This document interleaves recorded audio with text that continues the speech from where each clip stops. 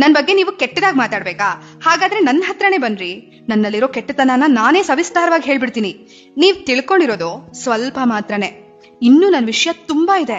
ನನ್ ಬಗ್ಗೆ ತಿಳ್ಕೊಬೇಕಾಗಿರೋದು ಬಹಳಷ್ಟಿದೆ. ನನ್ನ ಜೀವನದಲ್ಲಿ ಎಷ್ಟೋ ಕಷ್ಟಗಳನ್ನ ಒಂಟಿಯಾಗಿ ನಿಂತು ಎಲ್ಲವನ್ನ ಎದುರಿಸ್ಕೊಂಡು ಇಲ್ಲಿವರೆಗೂ ಬಂದಿದ್ದೀನಿ. ಆ ವಿಷಯಗಳೆಲ್ಲ ನಿಮ್ಗೆ ಇನ್ನೂ ಪೂರ್ತಿಯಾಗಿ ಗೊತ್ತಿಲ್ಲ, ತಿಳ್ಕೊಬೇಕು ನೀವು. ತುಂಬಾ ಸತಿ ಪ್ರಯತ್ನಗಳನ್ನ ಮಾಡಿ ಸೋತಿದ್ದೀನಿ, ಮತ್ತೆ ಮತ್ತೆ ಪ್ರಯತ್ನ ಮಾಡ್ತಾನೆ ಇದ್ದೀನಿ. ಎಷ್ಟೋ ವಿಷಯಗಳನ್ನ ಎದುರಿಸ್ಕೊಂಡು ಇಲ್ಲಿವರೆಗೂ ಬಂದ್ಬಿಟ್ಟಿದ್ದೀನಿ.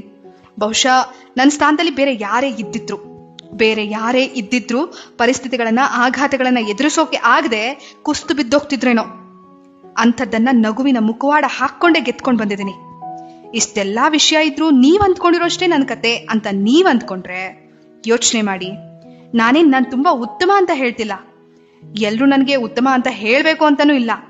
ಹೀಗಿರೋವಾಗ ನೀವ್ ನನ್ ಬಗ್ಗೆ ಮಾತಾಡ್ಲೇಬೇಕು ಅಂತಿದ್ರೆ ನನ್ನ ಹತ್ರ ಬನ್ನಿ, ಪೂರ್ತಿ ಕತೆ ನಾನೇ ಹೇಳ್ತೀನಿ ನನ್ ಬಗ್ಗೆ. ಆಮೇಲೆ ಹೋಗಿ ಮಾತಾಡಿ. ಒಂದು ತಿಳ್ಕೊಳ್ಳಿ, ನೀವೇನ್ ನನ್ ಬಗ್ಗೆ ಹೇಳ್ಕೊಂಡ್ ಬರ್ತಿದ್ದೀರೋ ಅದು ನಾನೇನು ಅನ್ನೋದಕ್ಕಿಂತ ನೀವೇನು ಅಂತ ತೋರಿಸುತ್ತೆ. ಅರ್ಥ ಆದ್ರೆ ಅರ್ಥ ಆಗತ್ತೆ.